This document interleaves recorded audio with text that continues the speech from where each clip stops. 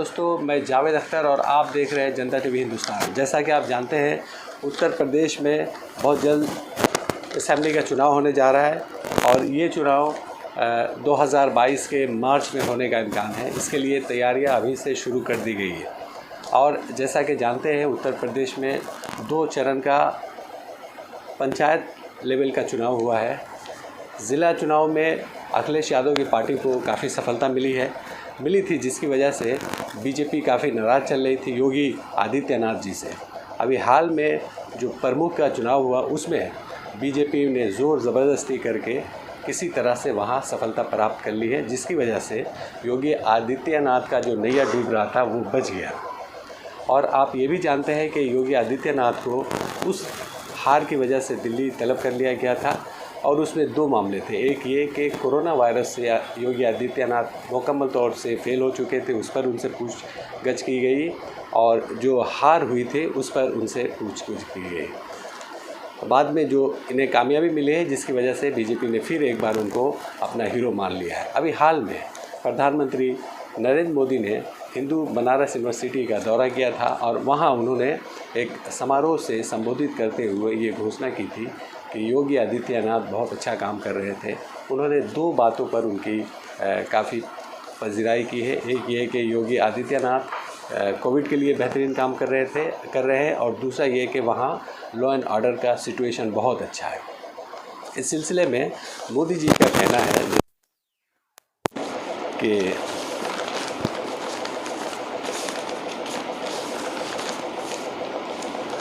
इस बारे में मोदी जी का कहना है कि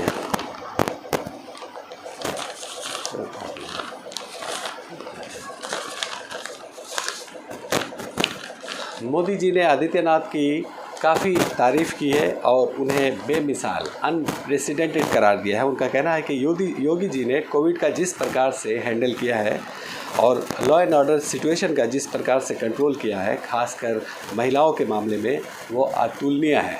यानी उसका मुकाबला किसी और से नहीं किया जा सकता। लेकिन जैसा कि आप जानते हैं कि मई में कोविड की दूसरी लहर थी और लोग ऑक्सीजन की कमी के कारण मर रहे थे।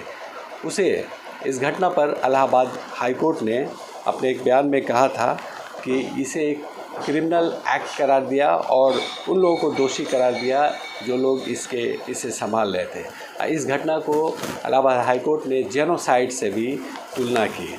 दूसरी तरफ जैसा कि आप जानते हैं, ऐसे वक्त में मोदी जी ने ये बात कही जब लोग अभी गंगा में बहने वाली लाशों और गंगा के किनारे दफन किए जाने वाले लाशों को भूल नहीं पाए हैं। यानी जैसा कि आप जानते हैं, कोविड की वजह से पूरे देश में मोदी की हंसाई हो रही थी, पूरी दुनिया में उनकी हंसाई हो रही थी और कोविड की वजह से लाशें नदी के किनारे रेत में दफन किया जा रहा था। जब वहाँ फेल हो रहे तो उसे गंगा नदी में बहा दिया जा रहा था और लाशें बह कर बंगाल, बिहार की नदियों तक पहुँच गई थी। ऐसे में और लॉ एंड ऑर्डर के मामले में आप जैसा कि जानते हैं, आदित्यनाथ की सरकार में उन्नाव की घटना घटी, हाथरस की घटना घटी। दोनों मामलों में रेप की गई और लड़कियों की हत्या कर दी गई।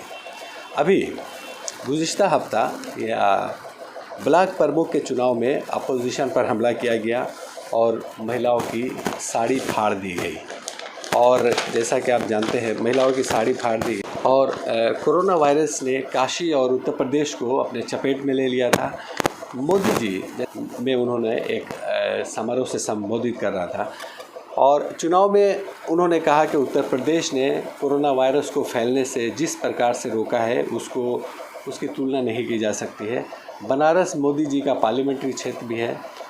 उन्होंने कहा कि योगी जी मॉडर्न उत्तर प्रदेश बनाने की ओर तेज़ी से काम कर रहे हैं। उत्तर प्रदेश में कानून व्यवस्था की राज है। पहले यहाँ माफियाओं का राज हुआ करता था, आतंकवाद का बढ़ावा हुआ था।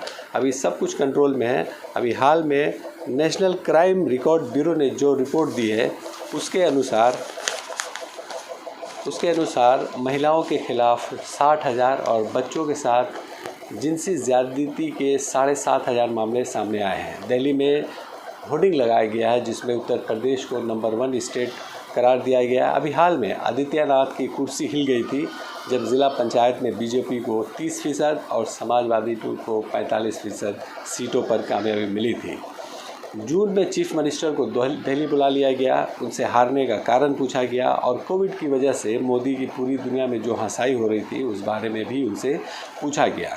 बाद में बीजेपी ने 77 में से 66 ज़िला पंचायत चेयरपर्सन की सीटों पर सफलता प्राप्त की और 825 में से 635 6 ब्लॉक प्रमुख पर सफलता प्राप्त की। इस चुनाव में वोटरों का अगवा किया गया और उनके साथ मारपीट की गई। इसकी वजह से बीजेपी फिर आदित्यनाथ के साथ हो गई है। अगले वर्ष मार्च में यहाँ असेंबली का चुनाव होने जा रहा है, उसे 2026 के लोकसभा चुनाव से जोड़कर देखा जा रहा है। और दूसरी बात ये कि आदित्यनाथ को कोविड को डाइस पर बैठा देखा गया।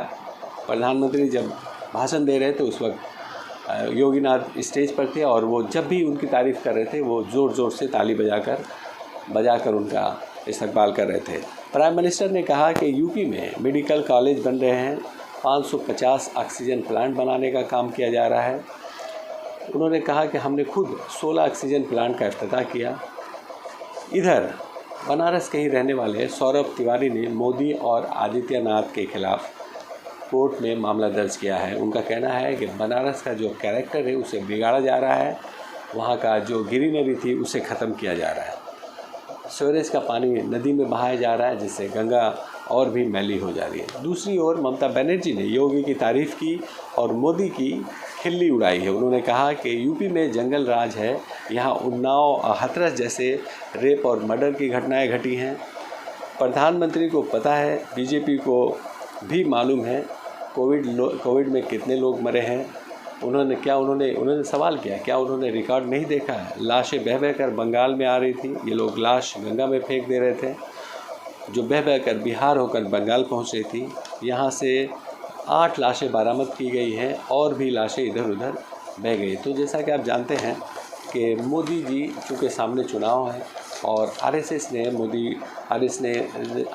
एक तरह से आदित्यनाथ को सर्टिफिकेट दे दिया है, जिसकी वजह से मोदी और बीजेपी के दूसरे लीडर भी योगी आदित्यनाथ के साथ है। अभी हाल में योगी आदित्यनाथ ने, जैसा कि आप जानते हैं, कि 2 बच्चों का एक कानून लाने की बात कही है। उनका कहना है कि जिनके पास 2 बच्चे से ज़्यादा होंगे उन्हें किसी तरह की सरकारी रिलीफ नहीं मिलेगी, मराहत नहीं मिलेगी।